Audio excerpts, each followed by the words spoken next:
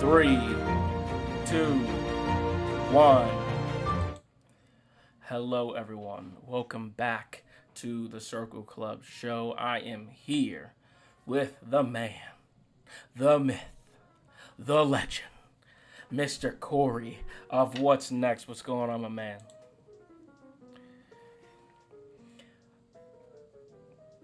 Bro, cannot even fathom the weekend. Here I am. I'm in DC for the weekend, right? Trying to enjoy myself. I'm like out having vacation. I'm like, let me stay away from YouTube for a couple days, do my thing. And then all of a sudden, Marvel decides they want to drop a bomb, bro. They didn't just, it wasn't just that they released like a couple things. Like, bro, they legit went off. Like, it was just crazy. Like, Comic-Con was just next level. And then we get Black Panther's 2 trailer. I'm like, I just lost it at that point, man. Like, what was where were you when you saw this? What was your reaction? So like I was telling you, you had to be ready for San Diego Comic-Con. They're gonna go off in it. They put the other universe, DCEU, in an absolute crunch here because I don't Body know bag. I think they came out with Black Adam and that's it. Like, it looked pretty dope, but Marvel did incredible. I was just at home. I've been working, so I was up to date with all the news as it was pumping out in real time. I had like my Twitter feed up. I was ready to go. It was awesome. A lot of great news, a lot of confirmations of things we've been talking about. So I feel really good about that. Honestly, like, I am not a big I told you so guy. I don't like to be that guy. But let us, folks, ladies and gentlemen, put this on the screen for just a second. This is why you guys got to subscribe. If you look right there on the right, you see Black Panther 2, Doctor Doom, and name our plot predictions. This was a month ago, month and a half at this point. Corey and I predicted this. Then you got people in our comment sections talking about we're getting a child. I mean, these people, man, like, you guys got to make sure you subscribe because we do make the best content. This is not an exaggeration. Like, we're really out here. Like, we know this. You know what I'm saying? Like, we're about that life. I don't not have these golden frames, intellectual glasses, as well as my friend here, because we're not intellectuals. We know what we're talking about. We got this down, Pat. Abe Takuya, yes, Black Panther 2 went crazy. We're going to get to that on the third half of the show tonight. But Corey, let's just jump into this while we're here, right? Let's go. So, Marvel Phase 4. I mean, everyone's talking about Marvel Phase 4 is mid, and, Marvel Phase, like, there's no direction, and, there's nothing. To me, I think that doesn't make any sense. I mean, what I've been watching personally, I see a ton of direction from Marvel. Honestly, so much direction that at times I've been like, where, like, are we ever going to get back into a singular direction? You know what I mean? Yeah. But how have you felt about it? I think there's reasons for that, right? Like, you think about like what you just said there, right? Like, there's not one singular story anymore. It's kind of cracked open. And what was the thing that really kind of cracked that open, right? I don't believe it was the first project we received. WandaVision was the first project, but Loki really cracked that egg open, right? And when you really think about those initial first projects, like WandaVision, that was their first. That was them initially diving headfirst into where they were going with the multiverse saga and giving us hints right off the bat, right? So I think a lot of people thought Phase 4 was mid because they could not see the connections. They didn't see the vision, bro. Yeah, a lot of people who are consistent in watching and really paying attention could see the signs and the different things that they were building. And like I mentioned before, they confirmed a lot of those things here. Yeah, so let's just go through this real quick. Let's break down where these different projects are. The man, the myth, the legend himself, Feige, he said that we have 3 categories that we're really looking at here: supernatural, street level, cosmic. And we got, like I said here, Corey of What's Next, our Marvel expert. So why don't you go ahead and break this down for us? We'll just go straight down the line. You can give us a little bit like what you think is the most important takeaway from that show or movie. So to start out here, we got WandaVision. So supernatural, street level, or cosmic?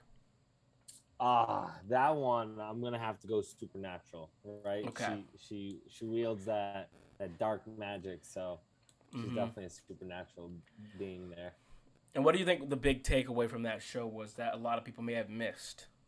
So I think the important takeaway from WandaVision was more so Wanda herself and her capable powers, right? I think they touched on a lot of different things there, right? Like with the hex and stuff like that. But all of it originated from Wanda. All of it happened because of Wanda. And when you think about Doctor Strange and the Multiverse of Madness, again, it's almost all about Wanda and her abilities as the Scarlet Witch, right?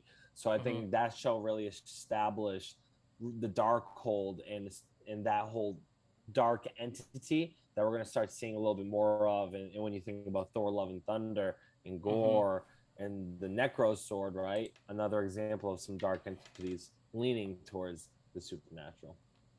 Yeah. I also think too that just people, I think a lot of people forgot about Monica Rambeau, right? We didn't have Monica Rambeau until we got through WandaVision, so that and she's gonna be a key player for the Marvels, and I think a lot of people fell in love with that character. Darcy, right? We got Darcy back. So that's going to be a big part of it. And then just leading up to it before that, it was sort of like open ended of where were we going, how was Strange connected, and then we end up getting that too. So there was a lot of things to take away from that. Now next is Falcon and the Winter Soldier. I did not per se think this is one of the stronger pieces. However, one of the necessary pieces. I put this on the street level. Where would you put it? Yeah, I think it's obvious. It's street level. Falcon himself is just a guy, right? Sam Wilson. This show really expresses the fact that he is just a guy, just a man. So I think it's important though to understand that that is the character we have moving forward in the Captain America role, right? The important thing with Captain America before Steve Rogers, right, is he was a good guy, right, who got injected with the super soldier serum, right, that made him just even better, right? And that was the concern a lot of times with the super soldier serum. With Captain America, it's about holding up those morals, and I think the only best way to have somebody do that is a real human with morals who isn't a superhuman, right? I think the only individual who could pull that off is Steve Rogers, and we're never going to get a Steve Rogers again. And moving in that different direction, representing a black Captain America too, I think they did a well job in representing him and taking that mantle. Yeah, I think it came during obviously a pivotal time with all the things going on in the world, the marches, the protests, and all that stuff. So it was only natural fitting that Disney kind of wanted to say, look, like we have this symbol here that anyone can relate to, and I think that's sort of a big theme that we see in Phase 4. Is I've heard a lot of people complain to say all these characters are like woke, or these characters are just like diversity hires and things like that. But what I've felt honestly is that these characters relate regardless. Like, I mean, I have no Asian, Chinese background whatsoever with Shang-Chi or Pakistani with Miss Marvel, but I felt like I still connected and liked these characters and want to see more, which was something, leading into it, hearing some of these titles, I was a little bit surprised. I was like, okay, I don't know about that. But then leaving it, I think for the most part of Phase 4, like I kind of was like, okay, I'm happy where it wasn't. Even if the show or movie was rocky or not the best, I kind of think where they end up landing or the final character we got out of some of these, I really did appreciate. And I think the Falcon and Winter Soldier was definitely one of those, because I think, to your point, the fact that he rejects that serum really shows his character of who he is, and that's someone you sort of need on their team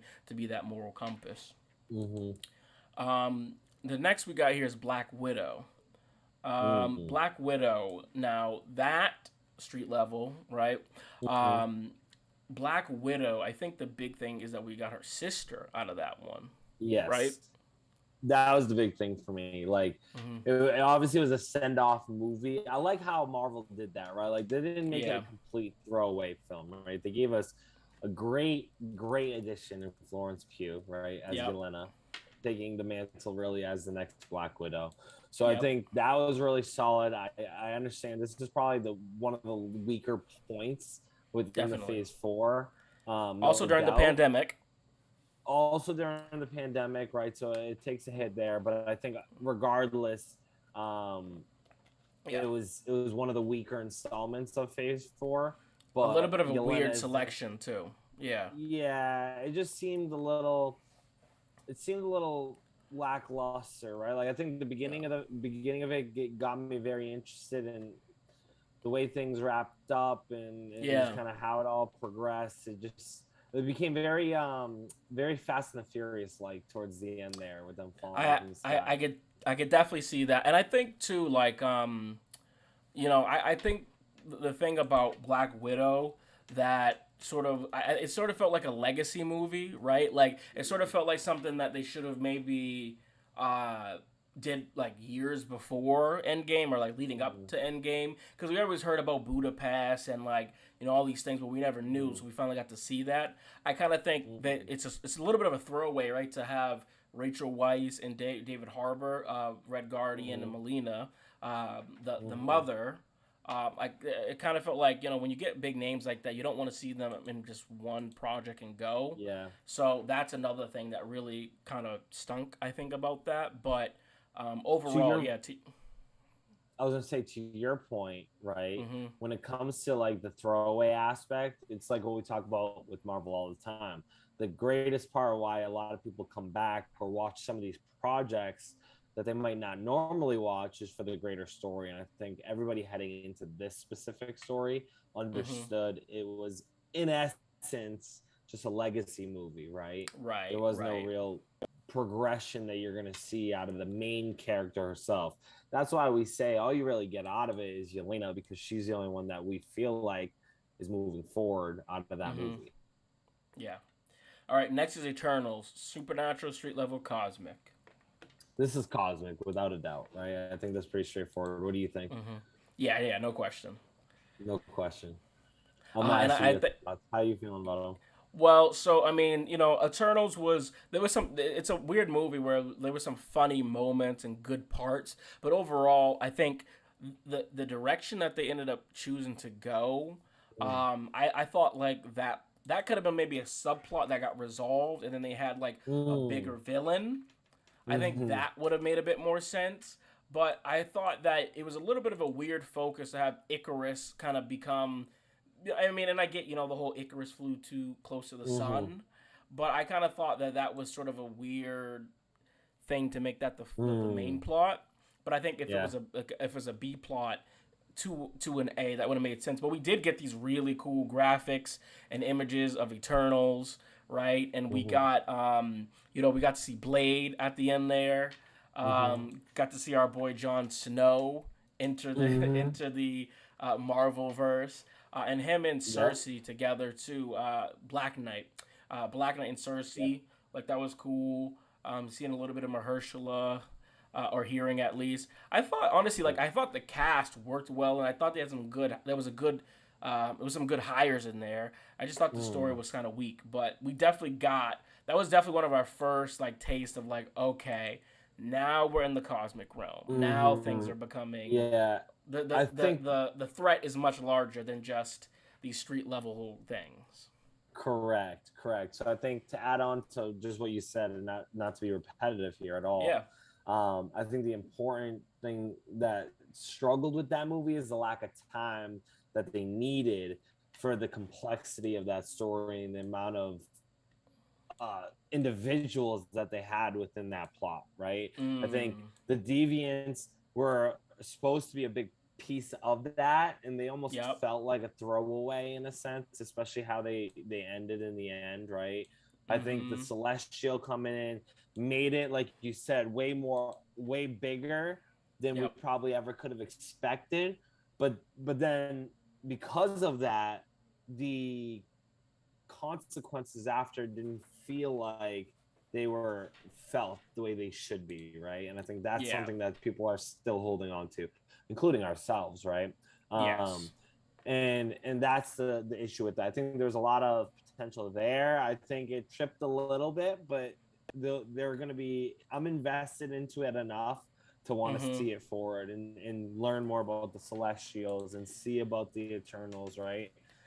Because And for what we know, we're definitely going to get um, Harry Styles' character in it with yeah, Pink Star Arrow a Fox. little Yep. bit more. Yep. So Yep. That's there's exactly what I more was gonna things say. coming. Jon And I think Snow, my boy, the Black Knight and the Ebony Blade with the supernatural elements. I think that's important to know here is right. A yeah, lot of man. these shows too, and this is why we believe the Secret Wars are coming. We're gonna get to it. But like you think Mm-hmm. about WandaVision, it's definitely a supernatural show, but you get a new Mm-hmm. cosmic character out of it, like Monica.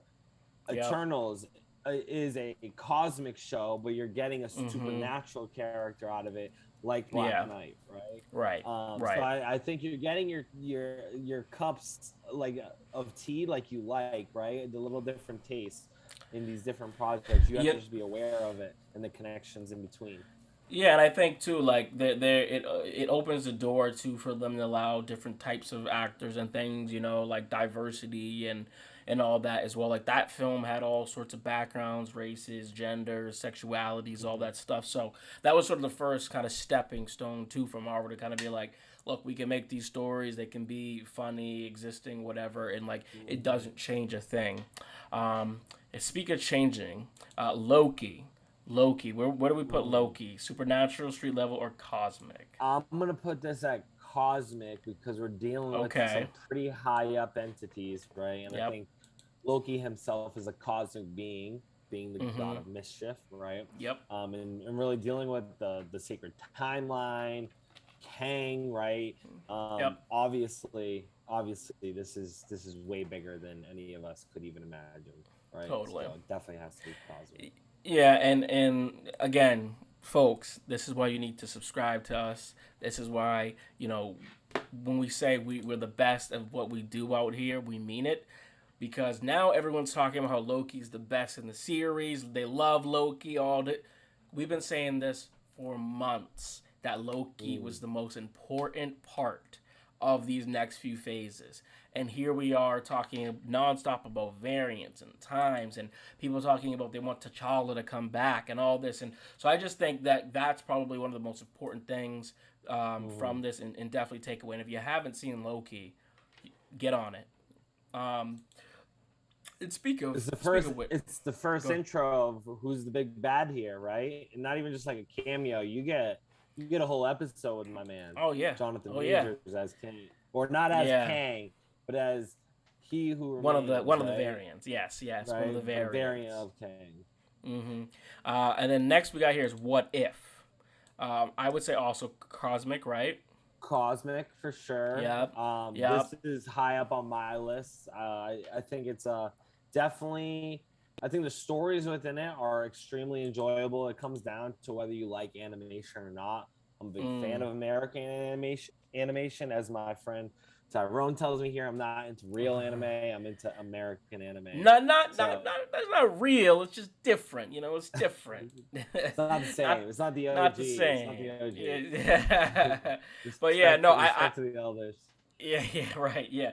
No, but I would say I agree. This is a great animation anime piece, and like the style. I like the style, like how it looked was cool. Mhm. I think that for next season, I'd like to see them bend or push reality a little bit more.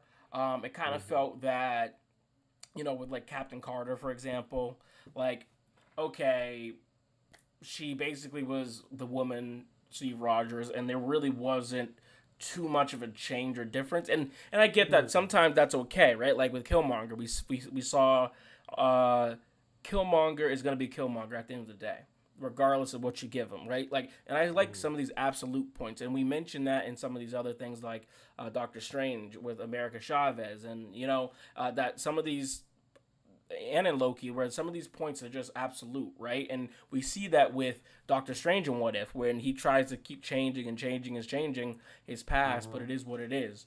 So that was sort of this new lesson or thing that we got from What If as well that I thought was important.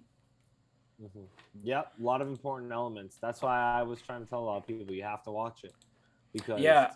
when it comes to the multiverse, it was really the first full series devoted to it, right? When you think about it.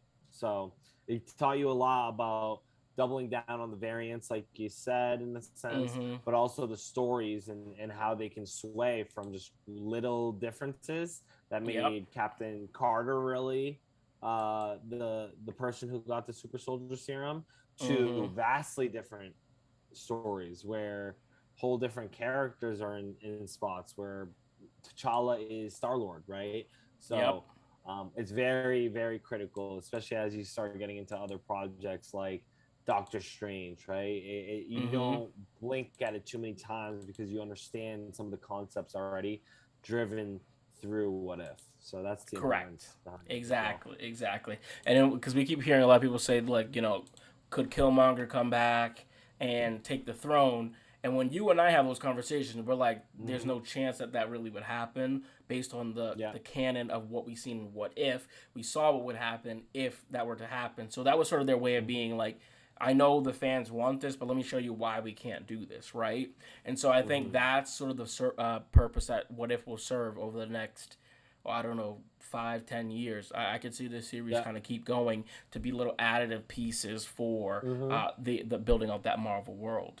Next, we got Shang-Chi and the Legend of the Ten Rings. Supernatural, street level, cosmic. This one is gonna go.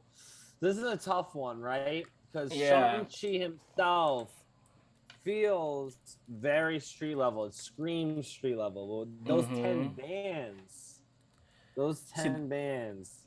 That to me is a little supernatural for me. To It's a me little too, yeah.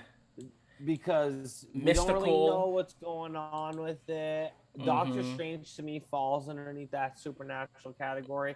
So this one's tough. I think with the 10 rings, he is a supernatural has supernatural ability, especially given his mom's ties to Tao Lo. So with those two factors in mind, I'm gonna move Shang-Chi to the supernatural category rather than a street level fighter, because I think a better example of a street level fighter, if they were to bring him in, would be somebody like an Iron Fist, right? Who may have this supernatural type of ability with his hand, right? Yep. But he's really on that street level. Clearly, with the 10 rings and with the Tao Lo abilities, right?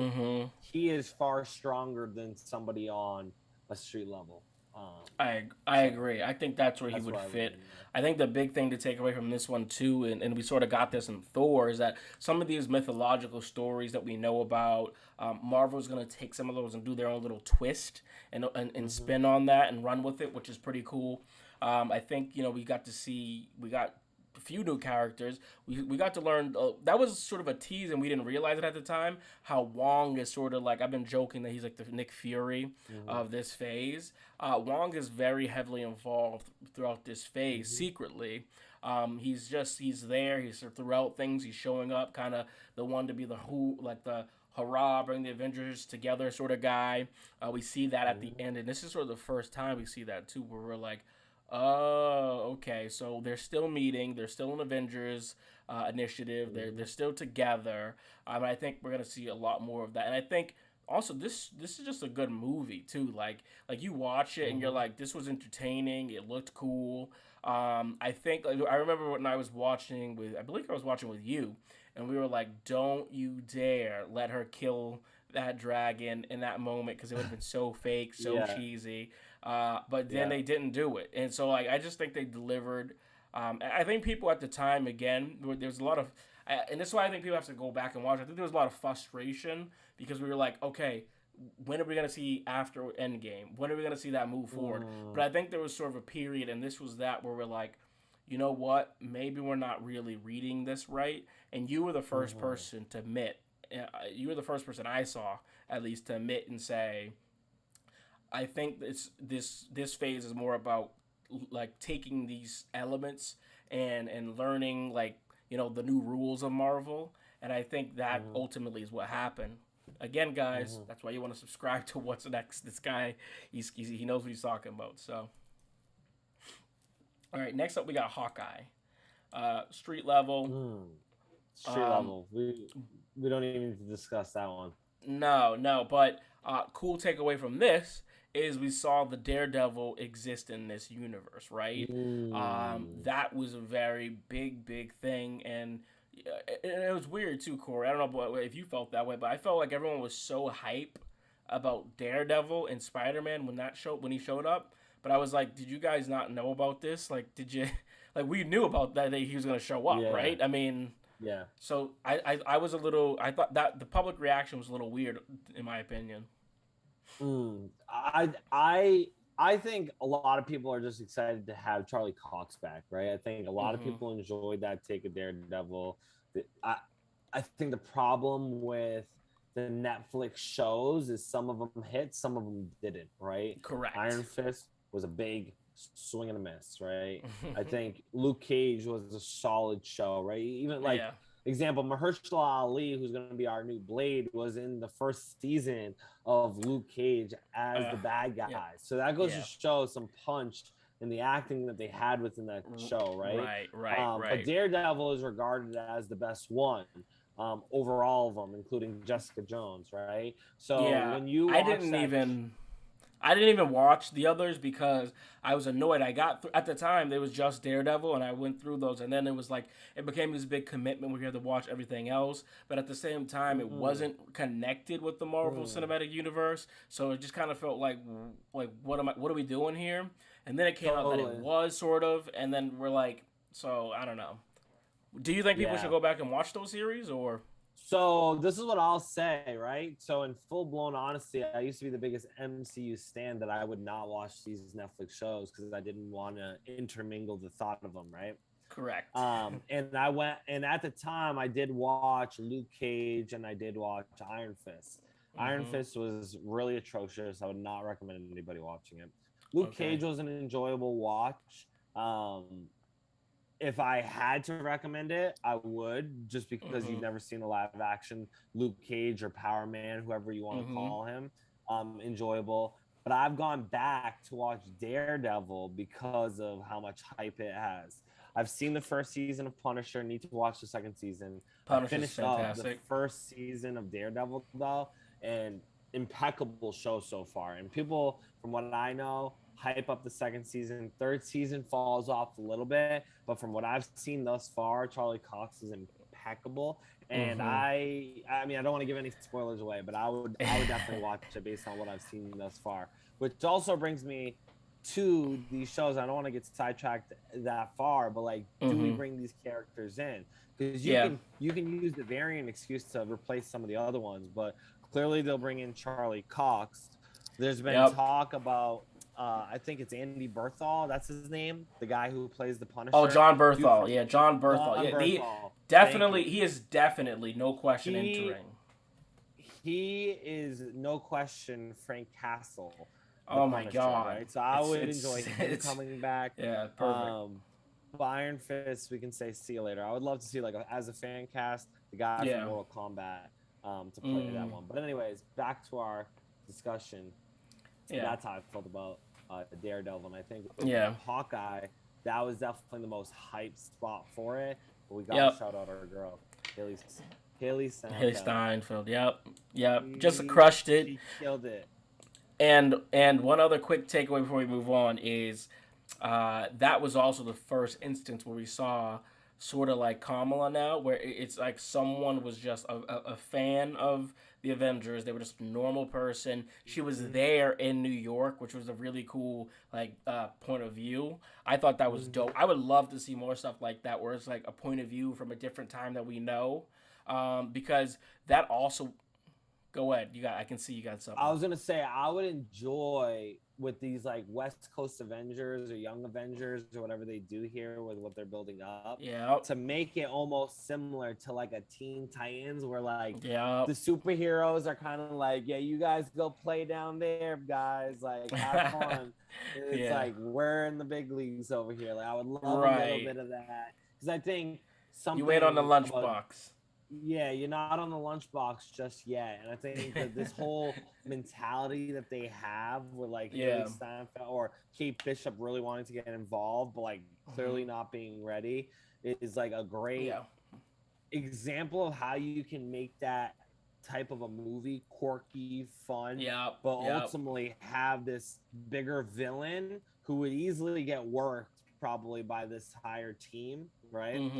Be more menacing because they're facing this more inexperienced group of ragtag superheroes, right? And young amateurs. So I think there's a way you can make that fun with this inexperience of these individuals. Yeah, I agree. I think that it was a good fit. I liked her dynamic with Hawkeye too, and I think it was a preview of what we're definitely gonna see throughout Phase 5 and Phase 6. And speaking of Miss Marvel, street level, what do you think the big takeaway from that one was? This one, honestly, it's hard to not. It's honestly hard not to say it. It's got to be the mutation. Honestly, it has to. Everyone's been dying for the mutants. I love so much about Miss Marvel, and I hate to make the big takeaway the fact that she's a mutant. But it's important. Technically, we don't want to go back to the comics all the time, but she's an Inhuman, right? We've seen interviews with the creators talking about how they wanted her to be a mutant all along. But for the MCU specifically itself, this is the confirmation of it. This is this single nail on the head. We're getting mutants. She's our first mutant. Love how they did it. It was perfect.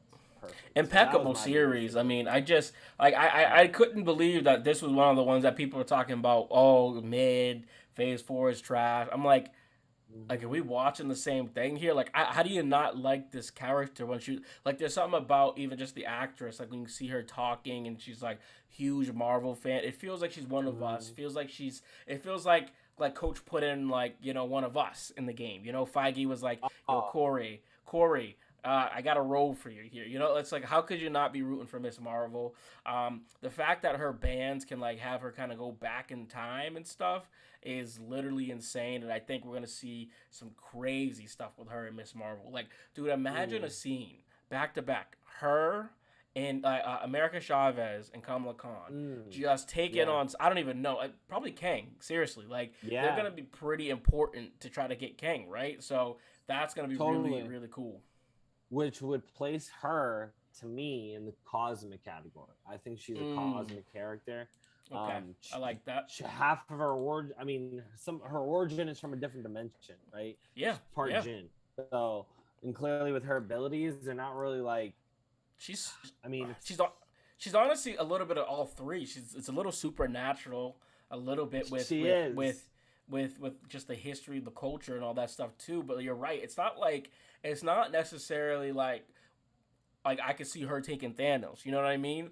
But at the same time, it's like down the line, if she gets right with that, she's gonna surpass Captain Marvel. Yeah, like if we're talking like Miss Marvel, not even by the end of like the multiverse saga, like we're talking whatever the next saga is. Who knows? The next saga is.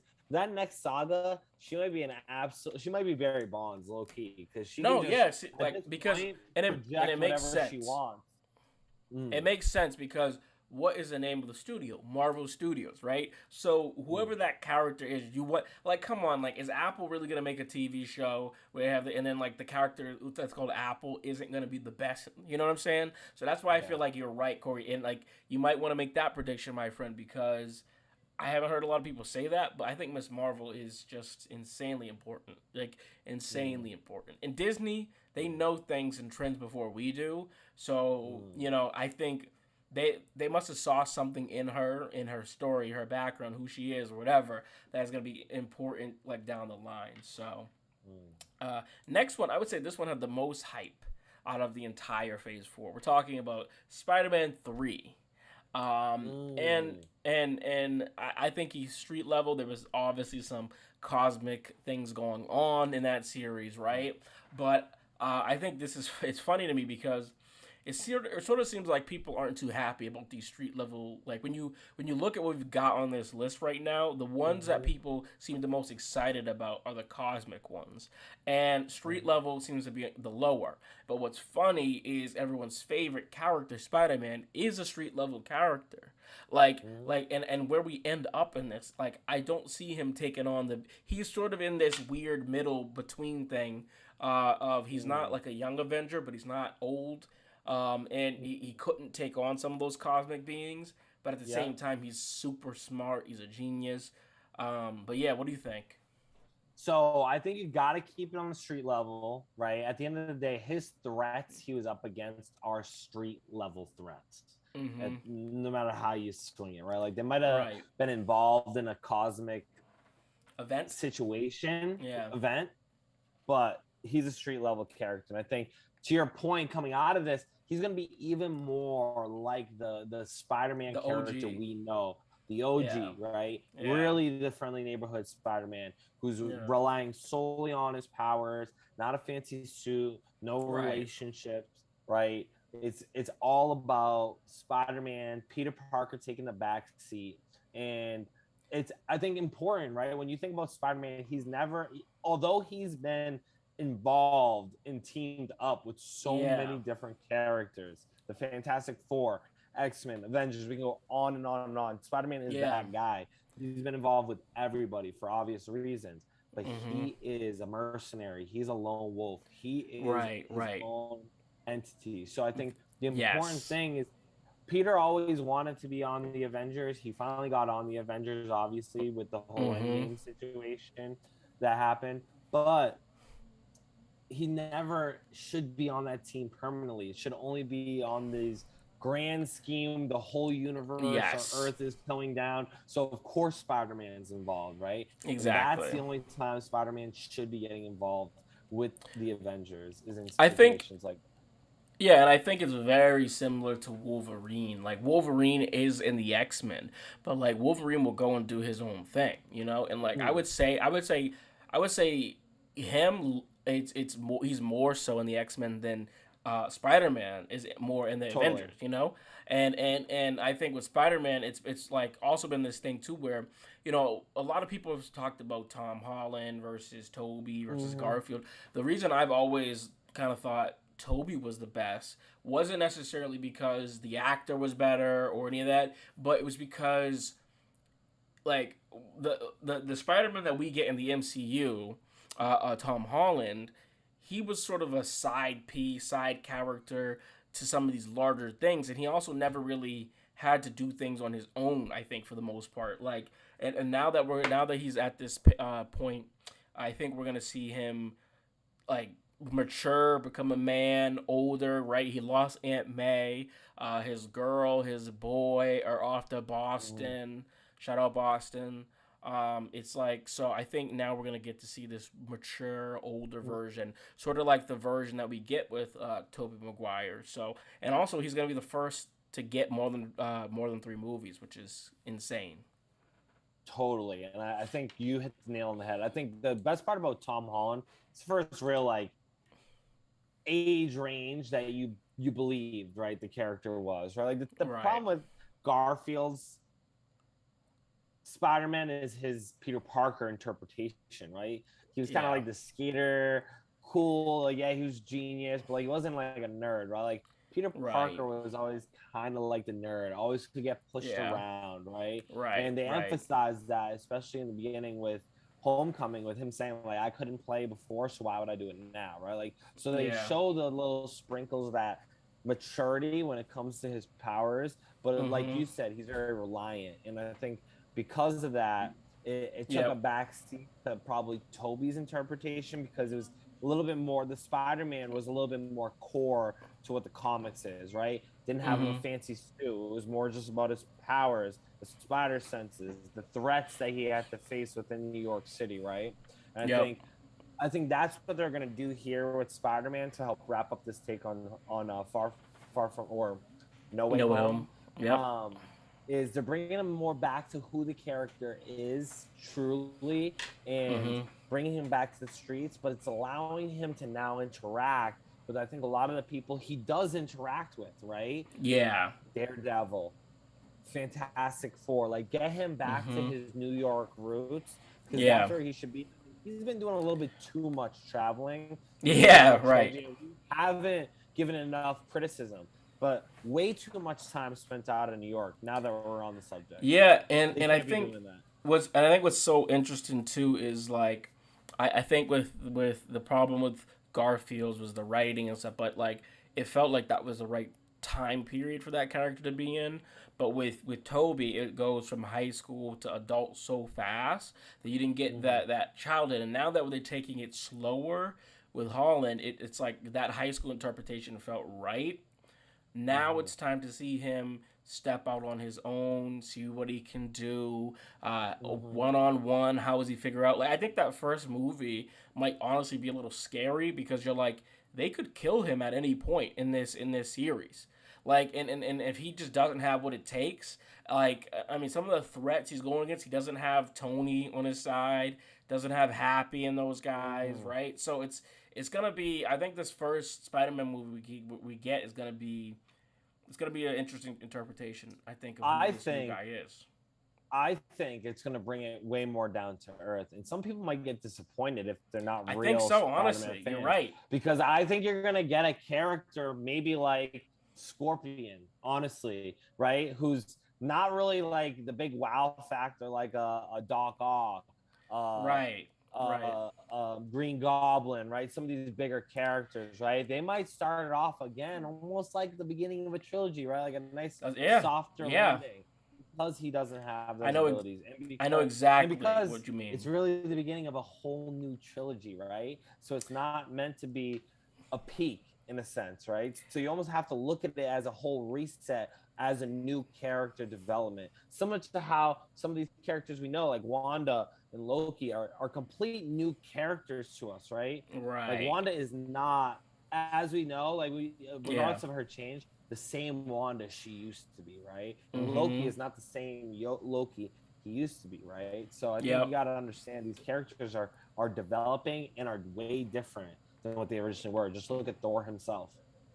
Yeah. Exactly. Exactly. And I think we know that Wong and Morbius are gonna have a show together. So I would Mm-hmm. not be surprised. And I don't know how the financials work if we start to we might even get a Spider-Man show, dude. Like I wouldn't be surprised if we got a show, because I think you're right. Like it's gonna take some a bit for us to like believe that Spider-Man would get mollywopped by just a regular old person because you're gonna be like, oh, he's faced such bigger threats. But if you really think about it, as you said, he was an additional piece, but he was not the main guy out there fighting some of those larger threats. So this is gonna be an interesting transition. Next, we got Moon Knight. What would you say for that one? Supernatural, This one street is level, or cosmic? supernatural Yep. for sure. And then that we got mummies, we got zombies, we got gods. The whole god thing where we got avatars now, right? Like that's brand new. Seeing the afterlife differently, right?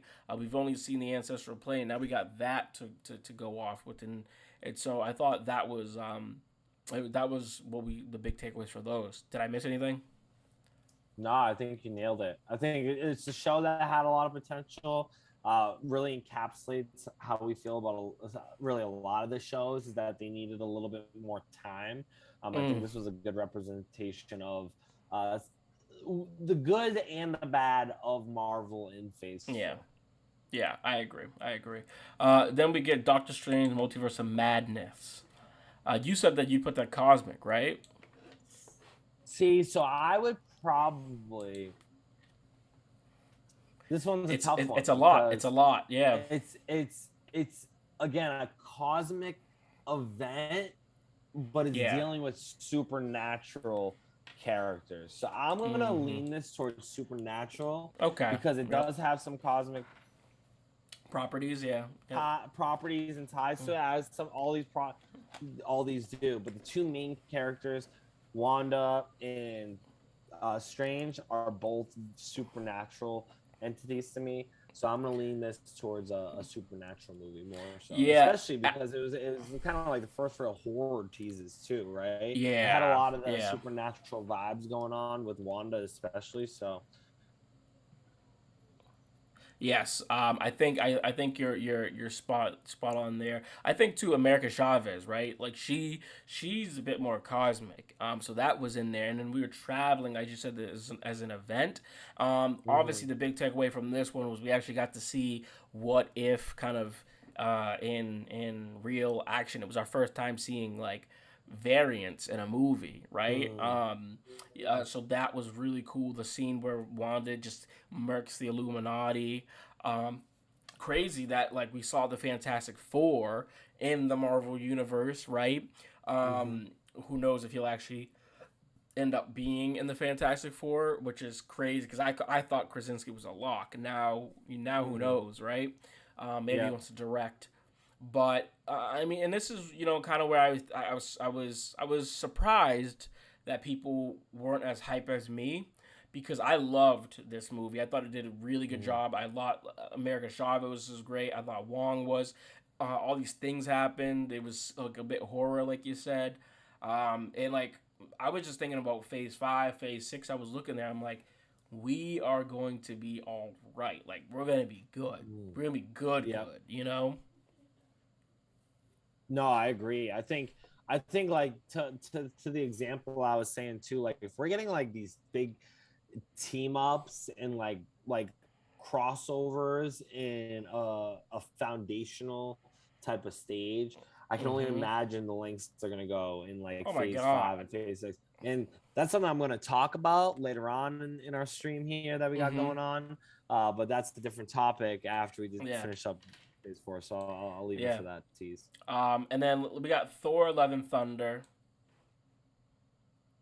Thor So, definitely cosmic. yep. I would say that's cosmic. The whole Asgardians. You know. But now love is with him. We Mm-hmm. got we got a new Thor, right? Like I feel like we're getting every movie we get a different version of Thor. He's always developing. He's always phasing up, which is good because it's definitely something they needed because the character was a bit Mm-hmm. dense. There wasn't much there, but I thought that was an important movie. Those important elements, but I personally thought the execution was just. I thought this was one of the weaker, which is shocking because Mm-hmm. Thor seems to me it's like this is one of your prized characters and moments. Like you don't want to Mm-hmm. play with that, but I wasn't too happy. What about you? Mm-hmm. Yeah, I thought there was a lot of funny moments for sure. It felt like you said, for an OG character, a character who you're trying to develop and make a little bit more serious while also enjoyable at the same time still, right? We're not trying to bring him Yep. back to the OG first Thor, right? We're trying to make him a more mature Thor that's more almost like on the steps of Odin like, right? And Yes. wise Yes. in a sense, right? And I Yep. felt like they just made this movie way too quirky, fun. There was a lot of elements that Silly. were so cool that could have made, and there's so much potential within it. And Yeah. there's this ongoing theory, and I honestly hope it's the only thing that makes sense, and I really Yeah. don't understand if this is true, why they would allow this. But the fact that they believe that this movie was made from Korg's perspective because of how it starts and ends, Yeah. and if that's the case, it makes sense for the tone of the movie. But to me, it Yeah. doesn't make sense in why you would do that for a Right. movie like this, which you could have, in theory, avoided being more of a rom com and Mm-hmm. been more of a like Thor a movie. Like rom drama more so, right? With yeah. like some ties and horror with the little dash of funniness, right? Like you can There always get was your funniness in there, this is but also the first movie in a while that I just kind of felt like it was just awkward. There was a lot of awkwardness to it. Like, you know, the whole Zeus and him talking about orgies was weird. Then you had like the kids. The kids were like super involved in like the third act. You had this where it's like, we didn't even get to really see Gore actually kill people. It felt like the gods were going to be more involved in this. They weren't. It felt like the Guardians might have like a part of it, as like Thor's like we're going to see their adventures, and that was just like a little montage.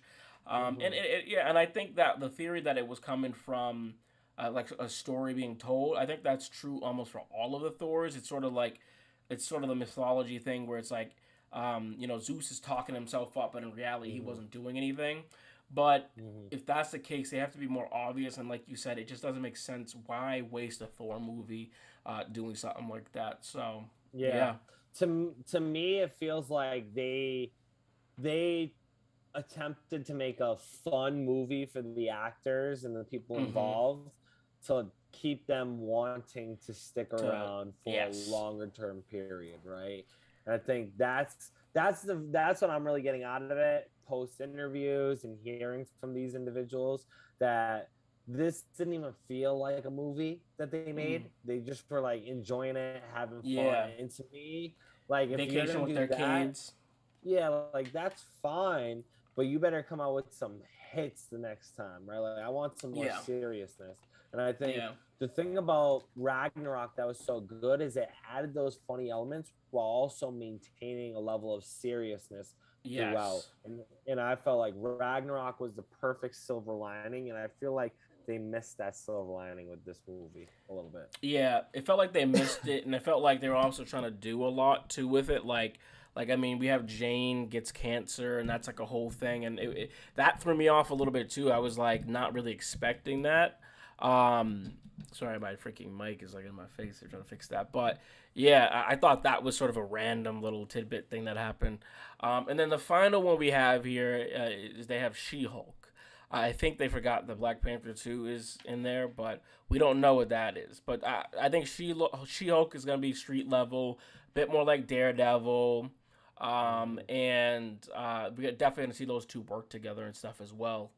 But I think like we obviously don't know what's going to happen, to say that's important. We don't know what's going to happen with Black Panther 2. But I think so far, the key takeaway from what we just did with this exercise and for you to see is that the reason phase 4 is so important is not necessarily about the fact that it moved us from after Endgame, but it was that we had all these new elements to enjoy, to play with. And they basically was like they opened up a new playground, and we told the writers, directors, hey, we got all these characters, all these things you can do, have at it. Yeah, and that's why we went over it, because as we are about to dive into phase 5 and 6 and talking about that, we're going to reference a lot of things from phase 4 that tie directly to these things because we were talking about them. Absolutely. So let's just jump into it. Phase 5 and phase 6. So we get this huge announcement that phase 5 and phase 6 is going to have Secret Wars, man, and King the Conqueror gets his whole the King Dynasty movie. What was your reaction when you heard all that? No surprise, excitement, thrilled. Yep. A lot of positive words, right? Not just for the fact that we got it right, but because I think it's just an impeccable story in and of itself. So I'm more so excited for that. And the reason why a lot of times we pointed towards Secret Wars is not just because of just the signs we saw, but the things that we talk about, right? Like when you think about what they're trying to do here, they have to level up, right? Like you can't make A New Hope and not come back with an Empire Strikes Back, right? You have to level it up, right? Nobody wants to watch the first and second Godfather and then watch a stinker at the end, right? With the Godfather 3. So the importance of this new saga was to level up. And the first thought I had immediately after Endgame ended was, you know what would top this?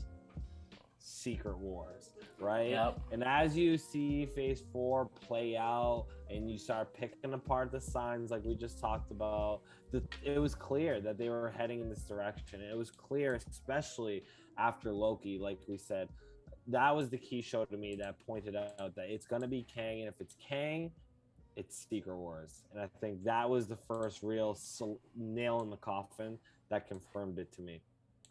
Yep, and I think that the when we talked about like, okay, what's gonna happen in 10 years with Marvel, like how could they up this? It's so big. It's like the only thing that could really think of was this multiverse thing, because it just allows them to have so many different variants and versions of characters, and it also allows like no one, I don't hear anyone ever talking about this, but it allows some of these more serious theater actors for them to play multiple roles. Like Jonathan Majors is gonna have to play like 6-7 different versions of himself, and he's been saying he's like sometimes it gets a little confusing, but I have a diary, a journal for each of them, and like little like quirks and things that I add to each of the different versions.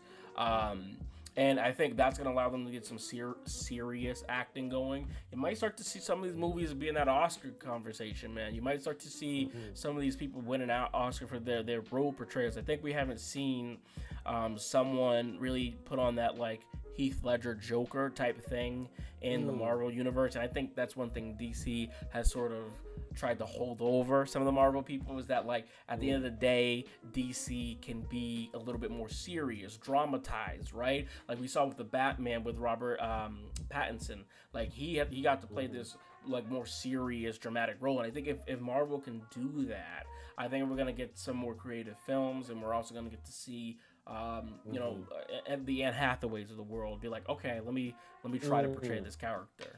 So. See, and I think that's coming though, my friend, because when you start thinking about the MCU, like we talk about a lot, before they didn't get these S-list actors, they didn't get these S-list directors, right? But now everybody wants their hand in the pie. Everyone wants a piece of the pie, right?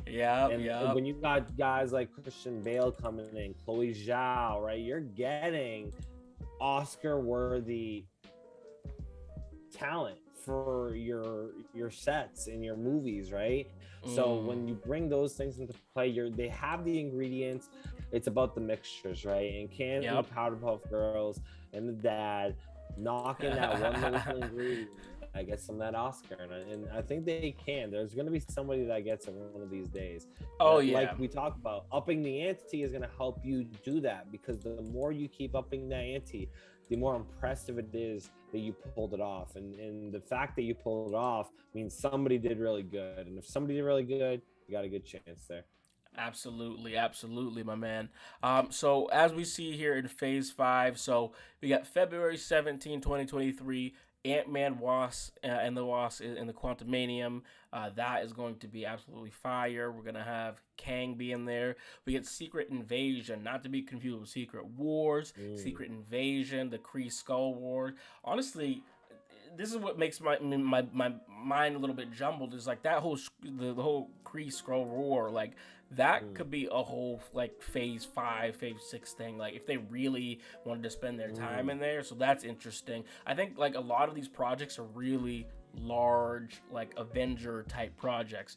We get Guardians Volume 3, May 5th, 2023. The summer 2023, we get Echo. Don't really know much about Echo. Do you know much about that?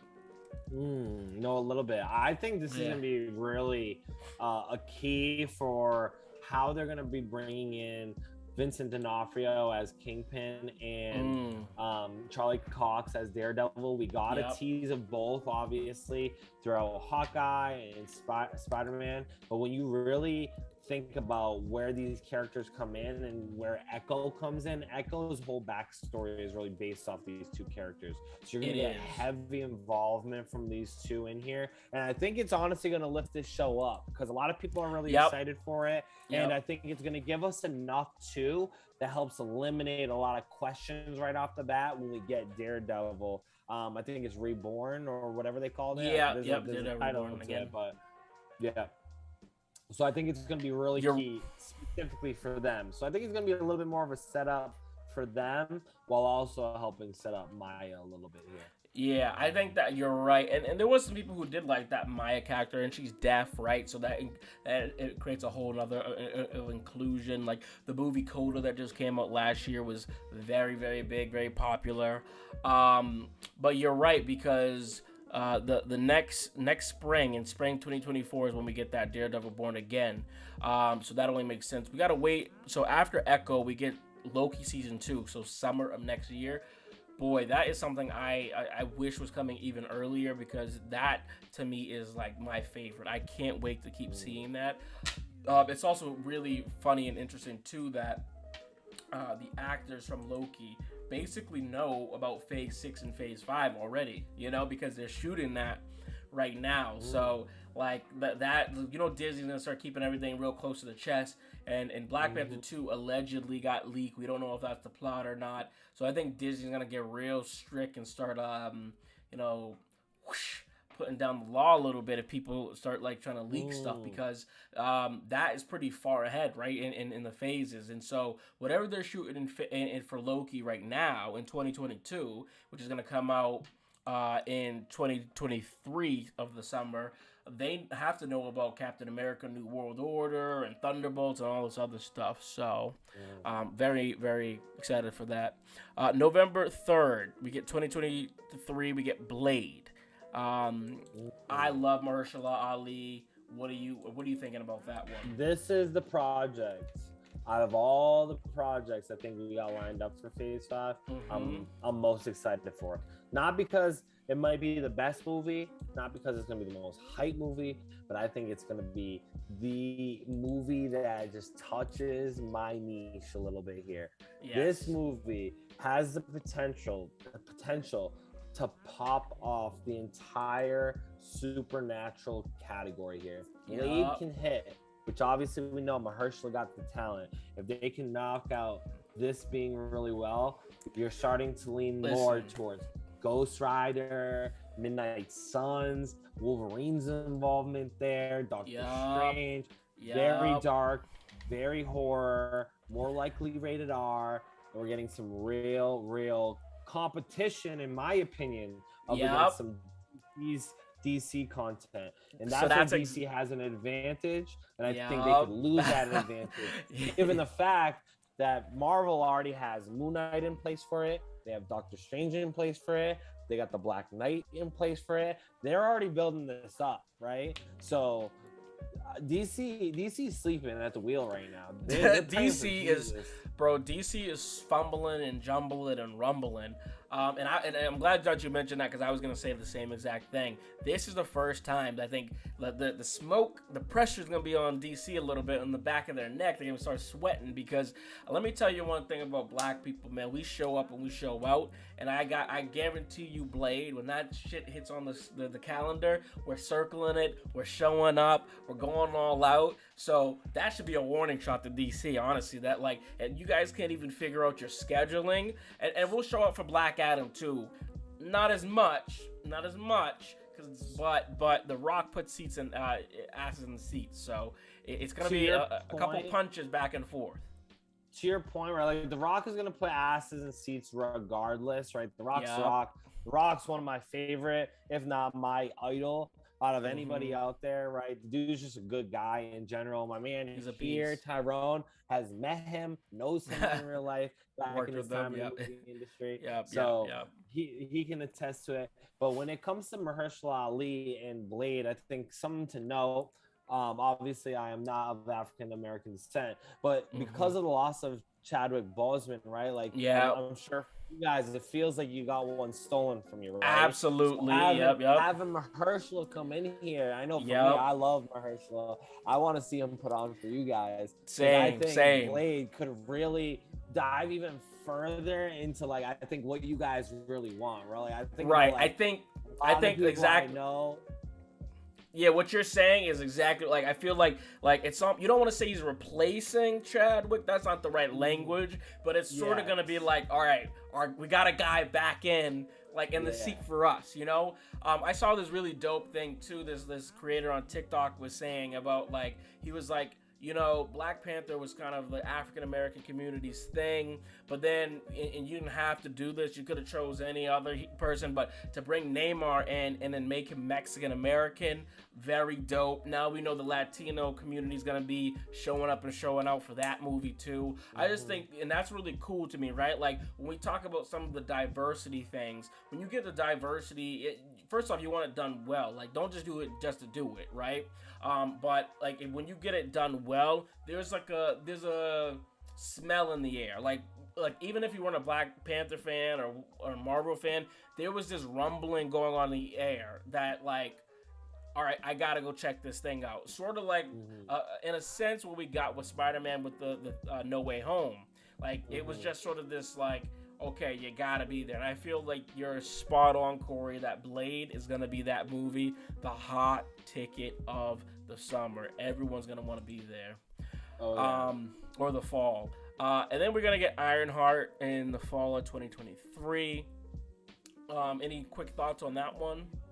Ironheart, we'll see, coming out of Wakanda forever, right? We're gonna get a real tell on this character, real inspiration. I think this one is gonna be one of those stories that's gonna lean on, I think, the greater MCU in general, right? I have a sense Rhodey is gonna come in as War Machine, play almost like a little bit of a mentor role here. I think it kind of gives you that little aspect of like he's also African American, but he's back from America like her. They both have like that similar suit. He worked with Tony back in the day. He can be a little bit of a guide to her as well. So I think obviously she'll have her ties to Wakanda because she'll be with the Wakandans and clearly has those ties given the trailer we've seen. But yeah, I think it should be interesting. My emotional investment will be determined based on Black Panther 2.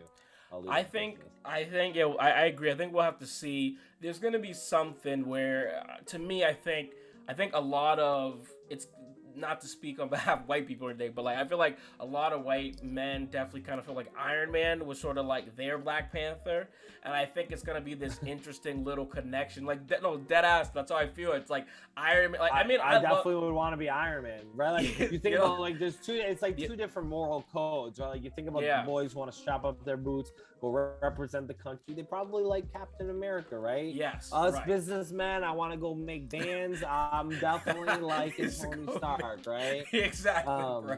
Exactly, bro. To note about Ironheart, and I want to let you continue, but really the last comment I have on it is I think it's important to understand why they inject her into Black Panther 2 first, because it is one of those characters that I feel like you need to get a little buy-in for her because she's so unknown so that people will tune in, right? And I think Miss Marvel had a little bit more name recognition that allows her to kind of start off the bat, but I think Ironheart does not, right? So I think it's important, and that's a key reason why they're going to inject her here. And I'm sure they'll have a good intro, especially with Coogler at the helm, to get us interested in her through this movie. And I think you're right that people are gonna like her from Black Panther 2, but my whole point I was gonna make was I think that a lot of brothers who like Iron Man will start to like, they'll see that there's some similarities with her. She's sort of this young female version, and you're gonna be like, all right, I like this character a lot. Like there's some, it's sort of like what you said, the businessmen, the MIT guys of the world, like that's gonna be your sort of character.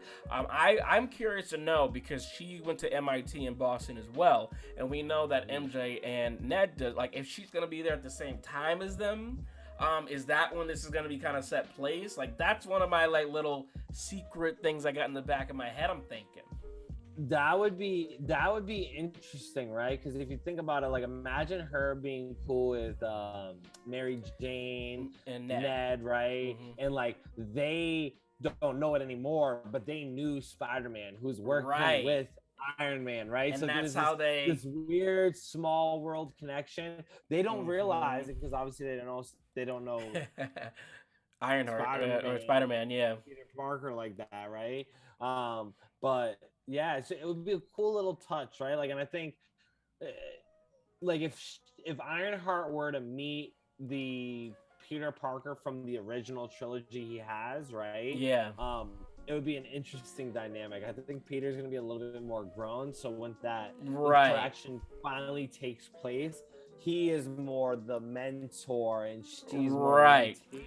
And it'll be a cool and dynamic. It'll be a cool dynamic to see it be like reverse situation. I was gonna say, and ironically, Iron Man was his mentor, so now he can pass that on. So that's why. I mean, hey, we might have a theory here, Corey. We might have a theory, bro. I mean, Spider-Man, Ironheart's mentor, it's coming. Lock it, seal it. You heard it here first. Subscribe, July subscribe. 27th, 7:32. Yes. Yes, man. We gotta definitely write that one down. Ironheart Fall 2023. I do think that would make the most sense. Agatha, Coven of Chaos, Winter 2023-24. That will be a crime if they don't get that around Halloween, in my opinion. That would be a business nightmare. I don't know why they wouldn't. I am not a big advocate guy, but you know, like you said, after Blade, we might all be sort of got a little itch for that, like, you know, supernatural.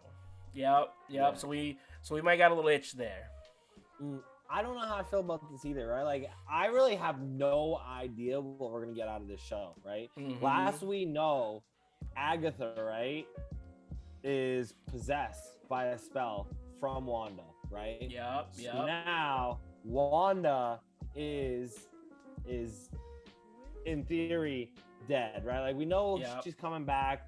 Right. Elizabeth Olsen isn't gone from the MCU, but in this universe that she was Wanda's gone. Yeah. She looked like she died, right? So does this mean that Agatha's free from her spell? Is she trapped within her spell? Like, what is this involvement, right? If she is free from her spell, what is this all about? Is she gonna try to get her powers back? Because she lost her powers from Wanda, right? So there's just a lot of questions behind this. I really have no idea what they could be doing with it, in full honesty. But if they're going to use it as an avenue to dive deeper more into the supernatural and tell some type of a story there, you know what? I'm in for it. I'll watch it. But I really have no clue at this point. Yeah, I agree. And then we talked about Daredevil, so that's spring 2024. Daredevil Born Again, that'll be cool. And then we get May 3rd, 2024. Interesting choice. Captain America New World Order. Now, Captain America is funny because, like you said, like he was, you know, 1A and 1B with Tony, and like, you know, it sort of feels like people have fallen out of love with Captain America now that it's Sam. And I think this could be that sort of Top Gun sort of movie, patriotic, get everyone out there kind of thing. And when's that release date? That one is in May 3rd of 2024. Isn't that a holiday weekend? So May 3rd is let's take a look here. May 3rd. I'm not seeing any holidays on there. May holiday. Isn't it like Labor Day or something? No, I think Labor Day. Memorial Day's in May. Oh, that's the last Monday in May. So I think exactly that's a smart play there. So it's the last month of May. So you have that playing all month. It's the patriotic movie. It's the thing, and then you have it release on maybe, you know, or and that gives them some time too to, like, if they delay, because, you know, there's always delays with these movies and things. So. I think that's going to be a big patriotic Top Gun type movie. Who knows? They might even call Cruise up. We'll see. If there's anyone who knows how to put asses in the seat in action, it's Tom Cruise. So, and then we close out with Thunderbolts, July 26, 2024. So the same year. I don't know a lot about the Thunderbolts. I don't. So I don't really know what to expect of this. I don't really know what the interpretations have been so far. Have we seen anything? What about tell me something. To me, here we go again with the DC comments. DC someone's knocking on your Suicide Squad franchise door, and they're trying to take your place, because that's what the Thunderbolts are going to be, right? It's not going to be like the Suicide Squad where they have Amanda Waller literally a bomb strapped to their neck. Like that's not how this is going to be.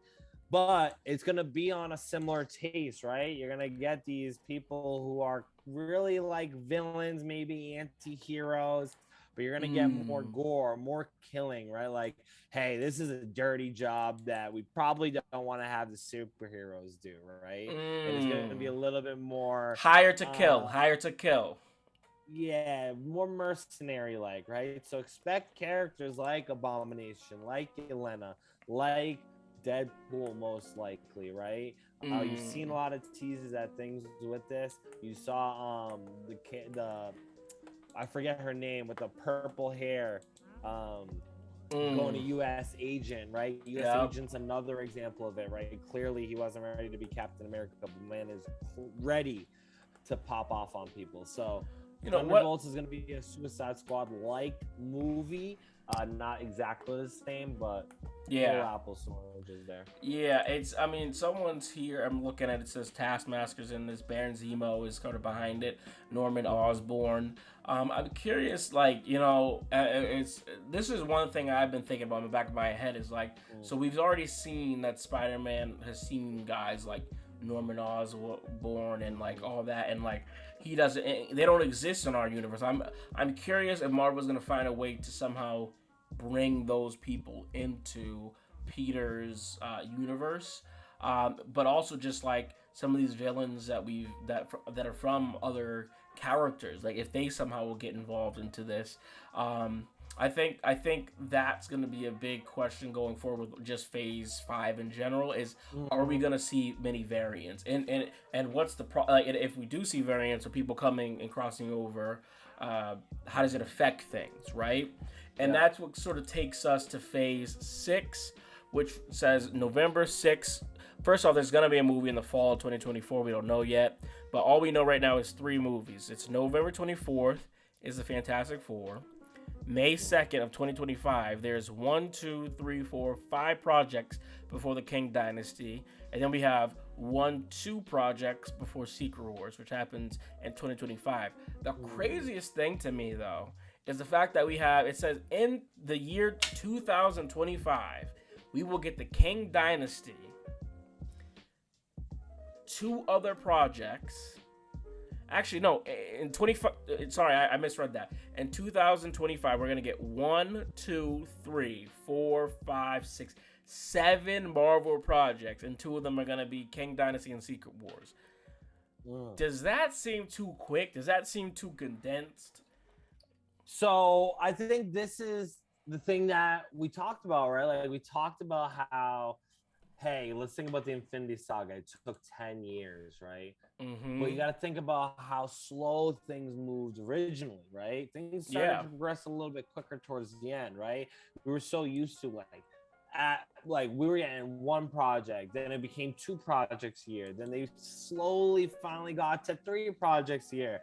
By the time they were getting to Endgame, they were on the 4 projects per year. So they were picking things up, right? So like you just mentioned, they're on this wave where they're pushing out 7 projects a year.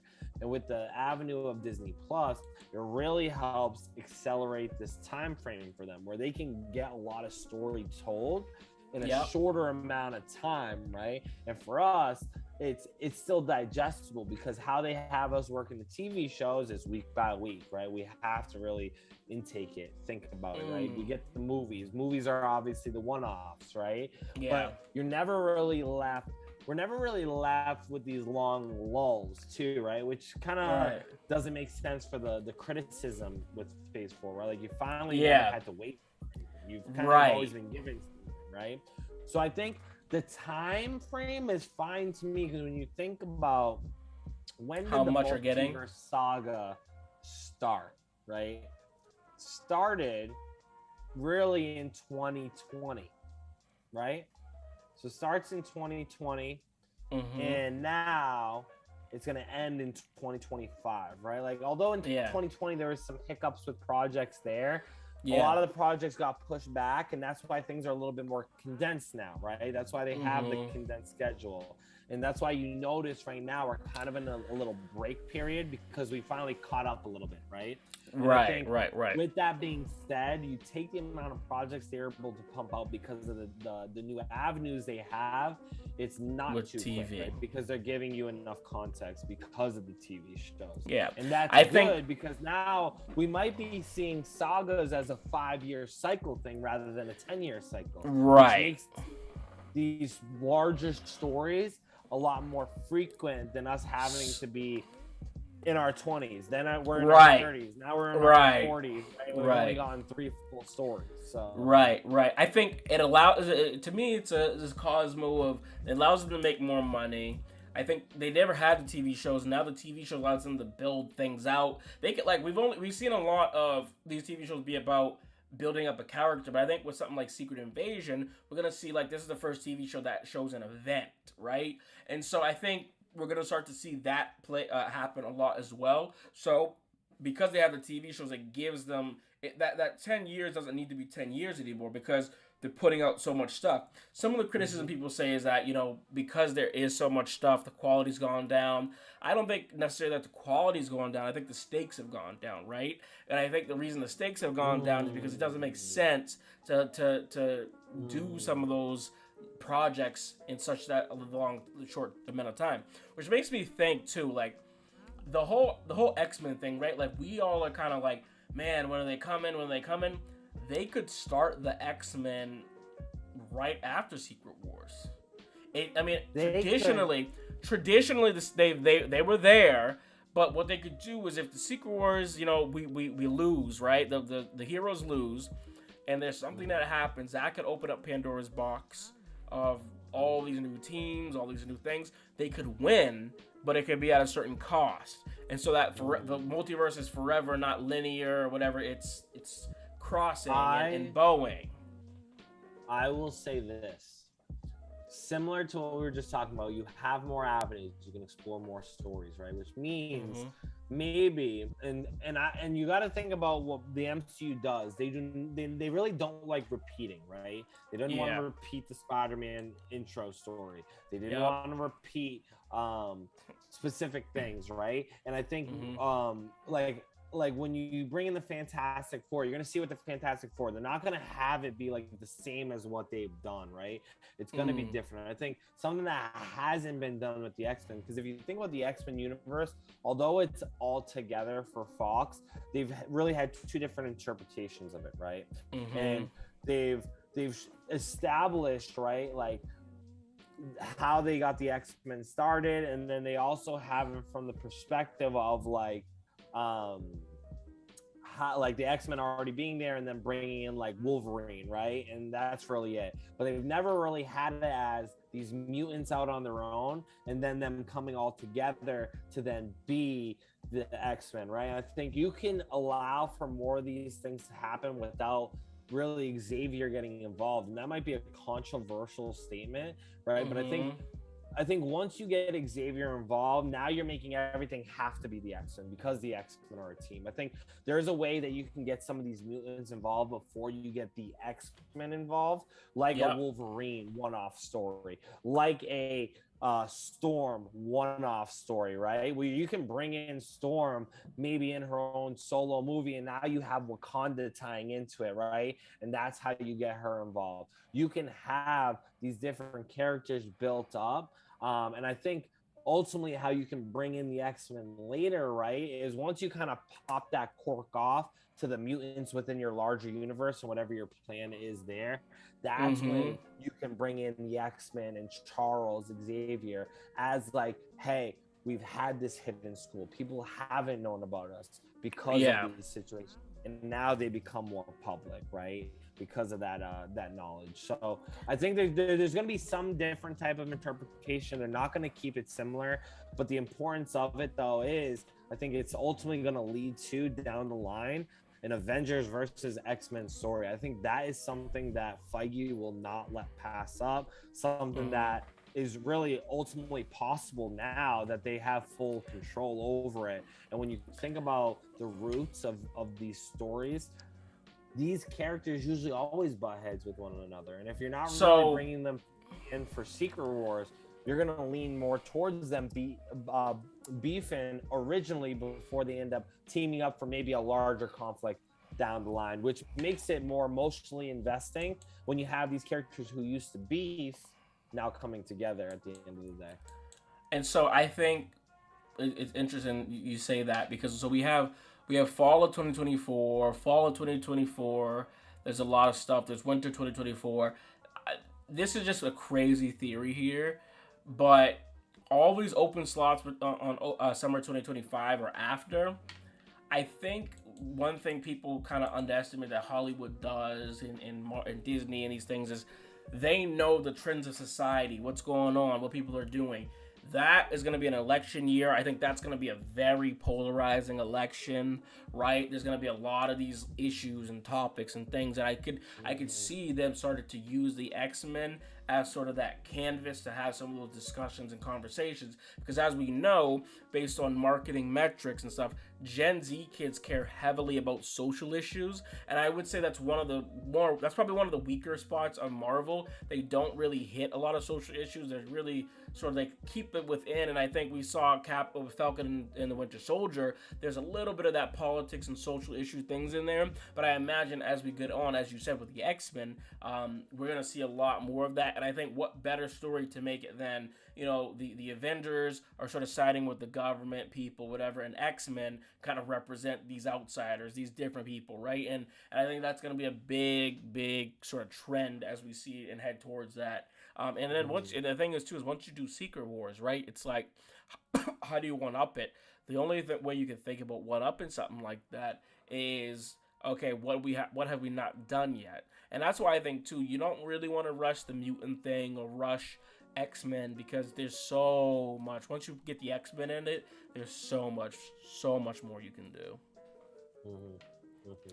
All right, my man. So Phase 6, looks like Phase 6 ends November 7, 2025. Hopefully you and I are on the red carpet for such events. That is the goal. So make sure you guys go ahead and subscribe. Show us some love here so we can keep the channel growing. Make sure you comment Feige, if you're watching, thoughts. If you're watching, you got X-Men and Avengers on the docket for Phase 7, and I'm calling right now. You better have us on that red carpet for 2025 and Secret Wars. I'm asking you right now, if you guys land on this video. We need Wednesday, July 27th, 2022. And Feige, man, look, if you're looking for a Wolverine, I mean, this guy right here. Listen, Bob. Listen, Bob. I'll tell you something. Sabretooth. Sabretooth. All right, man. Let's watch this Black Panther 2 trailer and get out of here. Oh, boy. Man, what a show. What a show. Again, everyone, let me know when you got it up. Make sure you guys subscribe and here we go. Black Panther 2. Let me get this squared away. All right, Corey, you ready? Yeah. Ladies and gentlemen, Black Panther 2. Here we go. No woman, no cry. No woman, no cry. No woman, no cry. Dude, this looks like Avatar, like 1-2 cinematography. Yeah, this looks sick. Look at the lighting. No woman, no cry. Oh, I've seen a lot on Black TikTok. Everyone's saying we gotta wear white.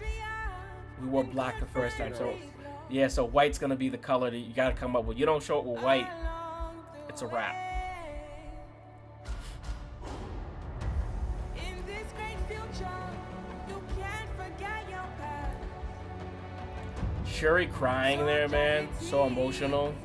This is my thing with this like Black Panther movie too. Like, I think Coogler just gets the tone, man. Like, yeah. I think if he can keep the tone the way he had it before, he'll be able to stick this. 100% agree, it's bro. It's the Wakanda tone, you know. Like, it's just like there's something behind that culture that just like is, you just get fired up. Even like you like this music, the sets that you're seeing. Yeah. Right? Like, you're just like getting gassed up for it. You can sense it. They know how to build This scene with Angela Bassett, my entire family, bro, it makes you feel like, damn, this woman has lost her kids twice. Yeah. You know? Dude, I wouldn't hate if Shuri died in this too, honestly. Man, Might be a if Shuri controversial died, statement. I wouldn't hate that. just to have that Open up the pathway to a legit Black Panther, maybe. Maybe that's how you do it, honestly. And I don't think anybody's thinking about that. wow, November cannot come fast enough. Dude, that movie is going to be unbelievable. Like you and I were talking about this when we read the leak, and some people were like, I don't know. And I was like, Corey, like let's just take a breather, let's sleep on it. And we're like, oh, I don't know about her being Black Panther because we want a T'Challa, but I think you're right, man. Like, I mean, if she died, I think we're gonna see Nakia pregnant with the child, and that child could be T'Challa Jr. or whatever.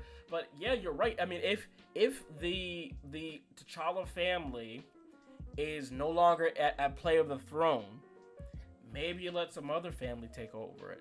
Maybe it's some other family's responsibility.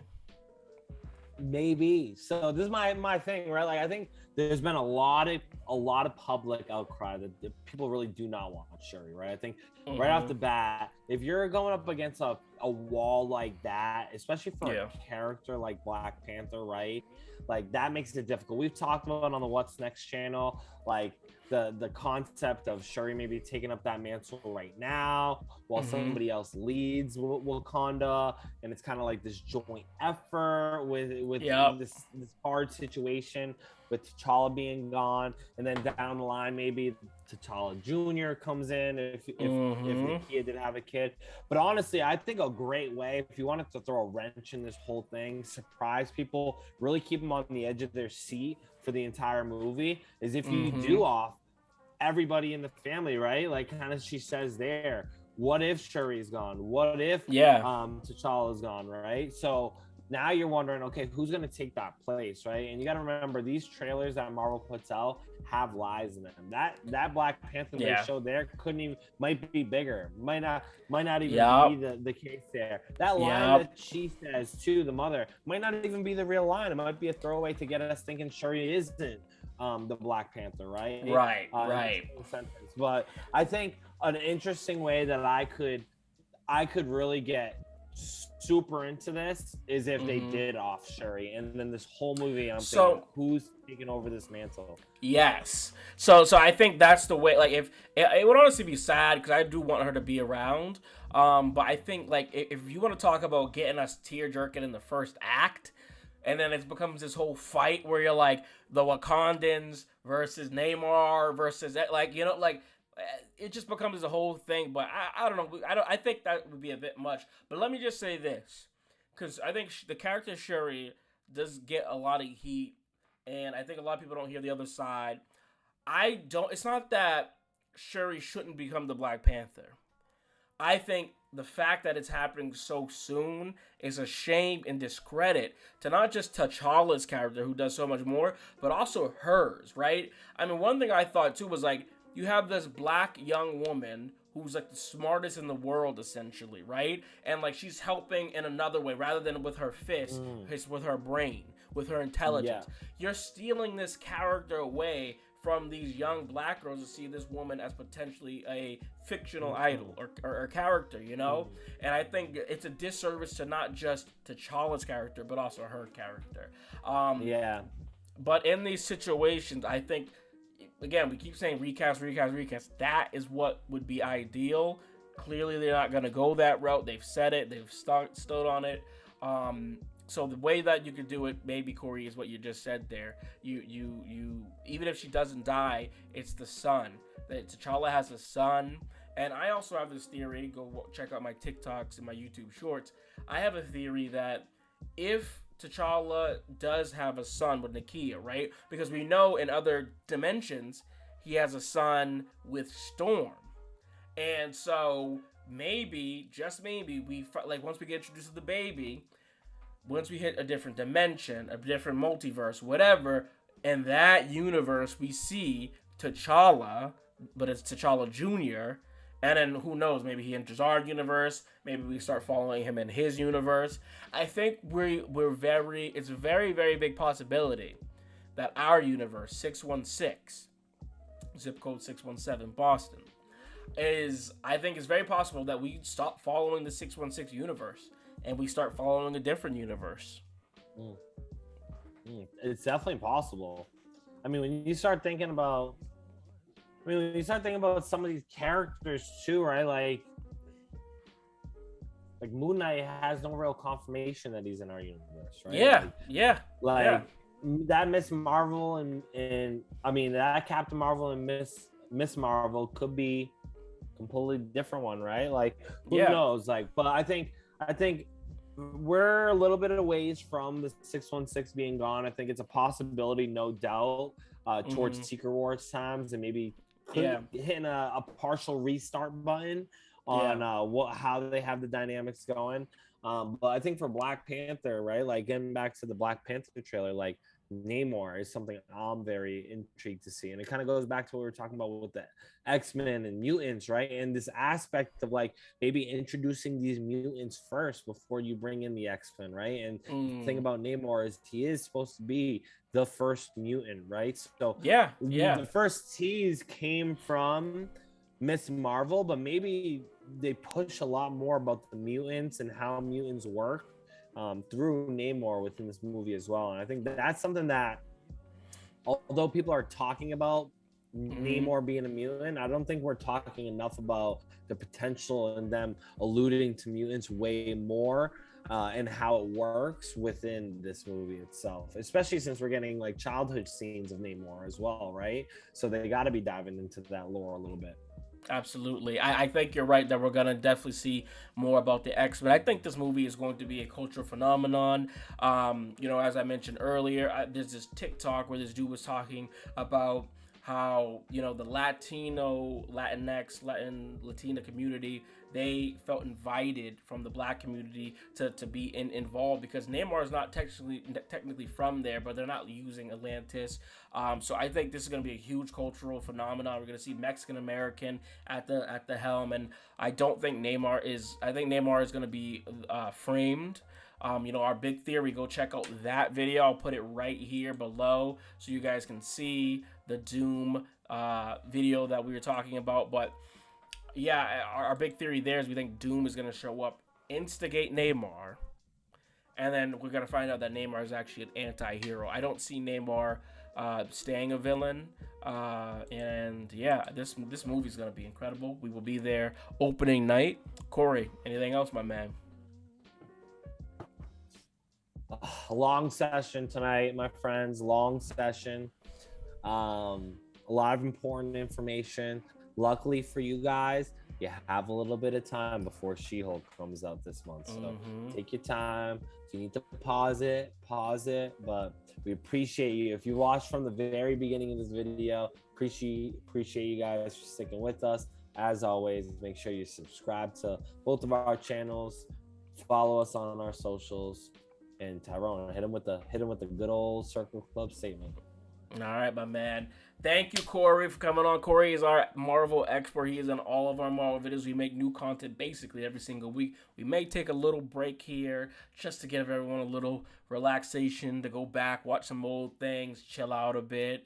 So, Corey, thank you for coming on. And everyone, make sure you subscribe because that's what we do here. We love to talk Marvel. We love to talk everything. And remember, don't let anyone change you. Your opinion is your opinion. That's why we say, just be you. Just be Peace. you.